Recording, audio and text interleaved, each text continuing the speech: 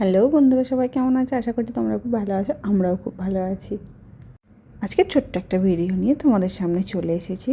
হ্যাঁ, আমাদের নতুন গাড়ি কেনা হবে, তো তারই কিন্তু প্ল্যানিং চলছে যে কোনটা নেওয়া যায়, কী নিলে ভালো হয়। তো সেই জন্যই কিন্তু আমরা এসবগুলো দেখতে শুরু করে দিয়েছি। এই যে বাবা মাঝখানে বসে আছে আবার স্কেলেটন। প্রথমে ভাবছিলাম এই গ্রিনটাই নেব, কিন্তু দেখলাম সামনে একটা মুন্ডুর মালা, ভেতরে স্কেলেটন, ভয় লাগবে। তারপরে চলে এলাম এই ব্ল্যাকটাতে। এখানে আবার কিন্তু নাগিন ডান্সও করছে। তো নাগিন ডান্স এমনিতেই সাপকে ভয় লাগে, তো না থাক, এটা আর কিনবো না। তারপর দেখে দেখে চলে এলাম এই আর একটা ব্ল্যাকের দিকে। এটাতে দেখো আবার নিচে কিন্তু ভূতের মতো হাত বার করছে, সেও আবার কি ডেঞ্জারাস। না না থাক বাবা, এটা কিনে দরকার নেই। তারপর সবগুলোই কিন্তু ঘুরে ঘুরে দেখছিলাম যে কোনটা নেওয়া যায় কোনটা নেওয়া যায়।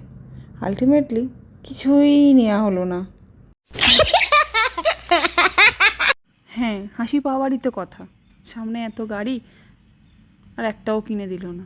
কত করে বললাম একটা গাড়ি কিনে দাও, মোটেও দিল না। Let's go. সুন্দর সুন্দর গাড়িগুলো দেখলো আর বললো চল এবার বাড়ি যাই।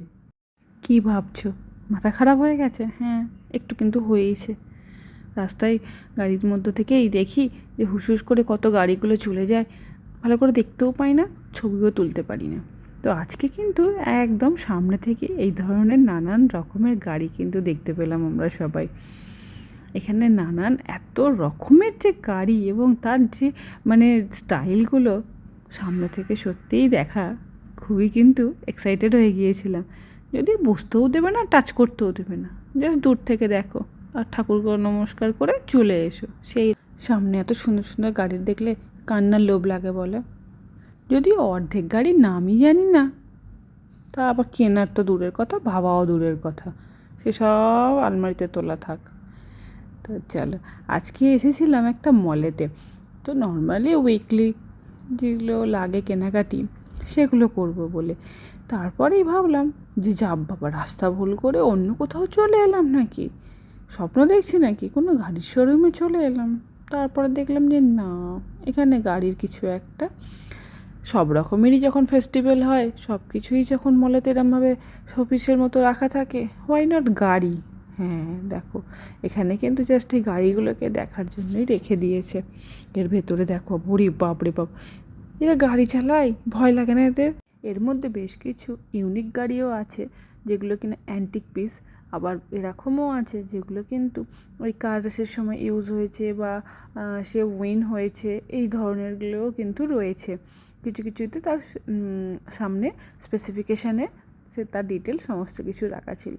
এই যে এই একটা বাইকও আছে, বাইকটা যদিও কারোর পছন্দ হয়নি, কিন্তু আর একটা বাইক আছে সেটা দেখার মতো। আর এই গাড়িটা দেখো, আমাদের ওখানে সেই পুরনো দিনের যে ট্যাক্সিগুলো হতো যেন অবিকল সেরকমই দেখতে, যদিও নামও আলাদা, ডিজাইনও আলাদা। কি লম্বা লম্বা গাড়ি, কিন্তু মানুষ বসবে ওই 4 জনই।